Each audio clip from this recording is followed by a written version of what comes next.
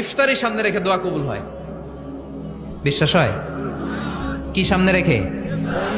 সামনে ইফতারি। বসে থাকি আমরা তৃষ্ণায় সারাটা দিন, ছাতি ফেটে যায়।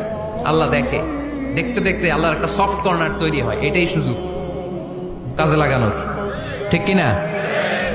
মুমিন ঝোপ বোঝে কোপ মারে, সময় মতো কাজ করে, ঠিক কিনা?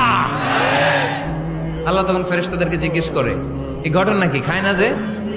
খায় না কেন? আল্লাহ রোজা রাখছে। এগুলো কি? রো আফজা, পেঁয়াজ, আলুর চপ, বেগুনি, মুরগির রান খায় না।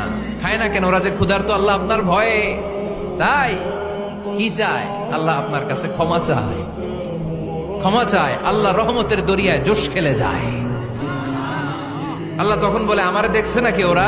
ফেরেশতারা বলে, না দেখে নাই। আমার জান্নাত জাহান্নাম দেখেছে? না দেখে নাই। আমারে না দেখে, জান্নাত জাহান্নাম না দেখে আমার এত ভয় করে। যাও, আজকের এই রোজার বিনিময়ে এখন বান্দা যা চাইবে সব কবুল করে নেব।